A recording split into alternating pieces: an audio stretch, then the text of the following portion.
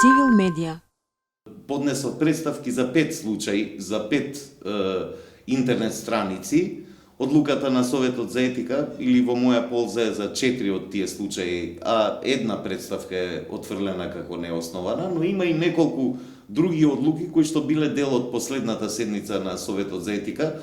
Очигледно декември бил во наводници плоден месец за медиумски, за интернет објави од овој тип, каде што се рушат етичките правила и етичкиот кодекс. Што се случи на крајот на декември? Имавме една интересен приказ, да речам, за тоа како функционираат медиумските оркестрации, оркестрираните редакции кои што работат за одредени центри на моќ. Во една дискусија бев на Твитер со анонимни бот профили, кои што, за жал, има и такви луѓе во Македонија кои што се кријат зад анонимноста, не за да кажат нешто ексклузивно, туку за да плукаат луѓе.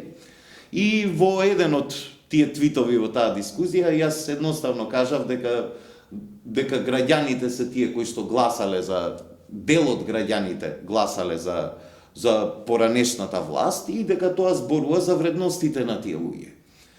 И тоа од неколку интернет страници беше злоупотребено и изманипулирано и имаше обид тоа да се представи како јас наводно да сум ги навредил македонците, иако никаде во ниту еден од твитовите јас не спомнувам македонци, туку спомнувам дека дел од граѓаните гласале за луѓе кои што вршеа невиден криминал 10 години, вршеа невидени злодела кон граѓаните на Македонија и дека тоа зборува дека не верувам, јас лично не верувам дека тие луѓе не се свесни што се случувало, туку дека свесно гласале и дека ја поддржувале таа опција и дека тоа зборува за нивните вредности.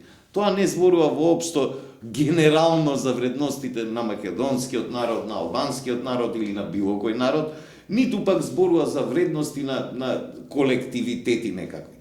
Едноставно, дел од граѓаните има такви вредности, јас тоа не сметам дека треба да го замолчам и доколку сакам да го кажам, во една демократија би имал право да го кажам и да дојдам во една дискусија каде што ќе спорам со некого со аргументи.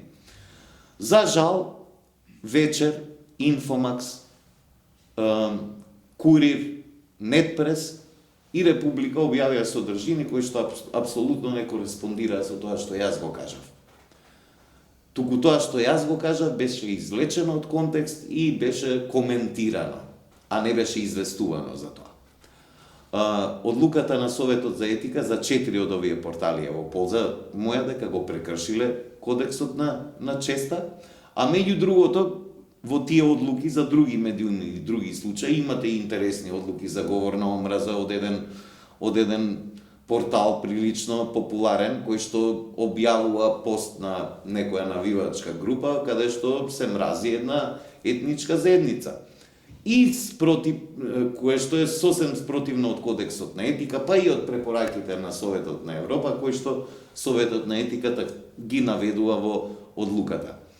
Мене, како да речам, иако не сум целосно задоволен, морам да кажам дека оваа одлука ме охрабрува, дури ме става во една позиција дека можеби јас сум бил во грешка што не сум ги употребувал механизмите на саморегулација, за да едноставно ги адресирам неправдите кои што ги трпам малтене 10 години и повеќе.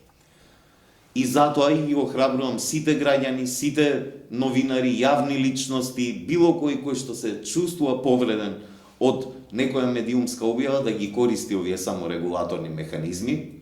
Тие не донесуваат некаква парична осуда или некаква друга казна, туку едноставно е морална осуда, но мислам дека таа морална осуда е силна.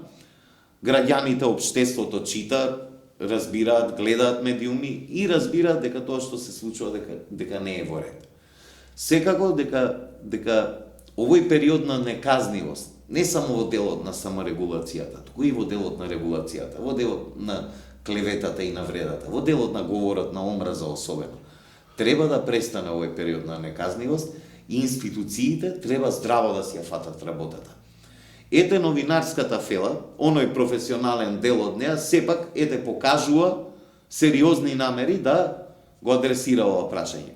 Она што ни недостасува се уште во нашата земја е многу поригорозна, постриктна, по доследна примена на законодавството за говор на омраза. Во кривичниот законник ние имаме повеќе членови кои што го адресираат ова прашање и законодавството за клевета и навреда.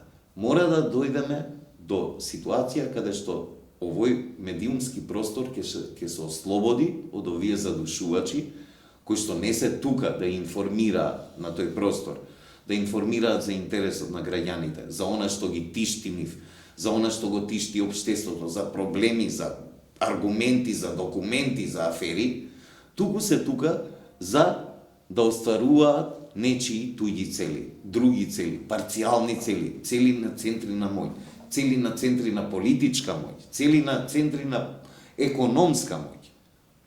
Значи не е само политиката таа која што се меша во медиумите, туку зад политиката често, не често, туку речи си секогаш стојат парите.